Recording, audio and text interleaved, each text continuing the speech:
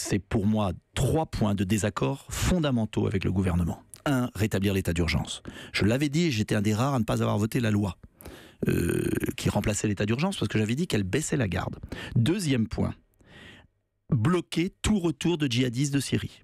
Alors que M. Castaner, chez vous d'ailleurs je crois dimanche, a dit qu'il acceptait qu'ils reviennent. Ils doivent rester là-bas. 3e point, mettre en place une panoplie de surveillance plus approfondie pour les fichiers S et expulser les fichiers S étrangers. Ça fera toujours ça de moins. Si déjà on faisait ça, enfin, dernier point, j'oubliais, très important, la fermeture des mosquées salafistes et le renvoi des imams qui prêchent la haine. Je le disais encore aujourd'hui, 24, d'après le journal Le Monde, pas suspect d'être en ma faveur, 24 mosquées salafistes dans les Bouches-du-Rhône. Je ne sais pas si vous imaginez. Voyoucratie d'un côté, faillite judiciaire et islamisation rampante par des activistes salafistes, eh bien vous avez l'attentat d'hier, enfin de samedi. Il y a une césure entre ce que vous proposez et l'état de droit. Christophe Castaner l'a redit hier sur Europe 1, on en parlait. C'est bien parce qu'on ne peut pas mettre en prison les personnes qui sont suspectées que la France reste un état de droit. Non. L'état de droit, il ne s'agit pas de le supprimer. Soyons clairs, je ne suis pas un excité, je ne vais pas me mettre une lettre de cachet. Il faut déplacer le curseur. Il faut déplacer le curseur, il faut rentrer dans les détails, il faut que la société française comprenne que nous avons un ennemi de l'intérieur, actionné par l'étranger, que nous sommes en guerre au Mali, en Libye, nous l'avons été face à Daesh au Moyen-Orient, et que nous ne pouvons pas vivre tranquillement sur notre territoire métropolitain comme si de rien n'était. Ça ne veut pas dire qu'on supprime l'état de droit. Pendant la guerre d'Algérie, le général de Gaulle, il y a eu la Cour de sûreté de la nation. Oui.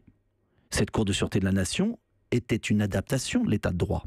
Le problème, c'est que ceux qui nous gouvernent, Emmanuel Macron, ces ministres qui étaient sous François Hollande, qui sont maintenant responsables de la situation, parce qu'on ne peut pas dire, après X attentats et 250 morts, on ne savait pas, ne veulent pas franchir une étape, et sont même revenus en arrière.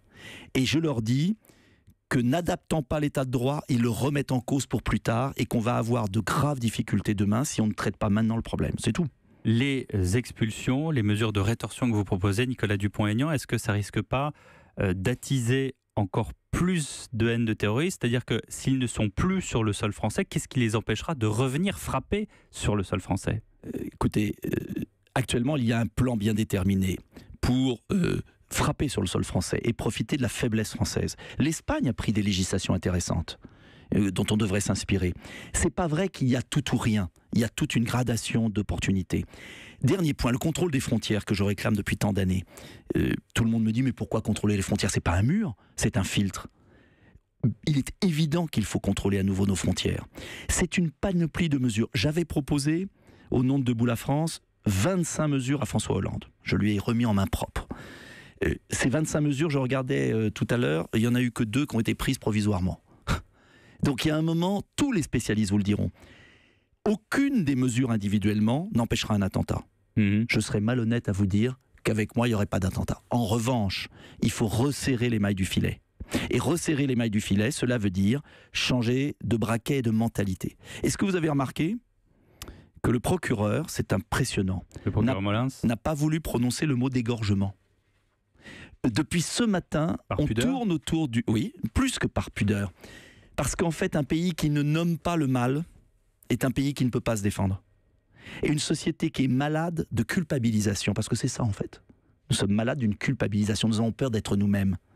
Eh bien, nous nous ferons égorger les uns après les autres. Et j'appelle les Français et les autorités politiques à réagir. Un procureur qui ne peut pas dire égorger, ça veut dire qu'il y a un problème de fond qui n'est pas réglé dans l'inconscient collectif français. Merci Nicolas Dupont-Aignan d'avoir été notre invité ce soir sur Europe 1. Dans un instant, l'actualité boursière.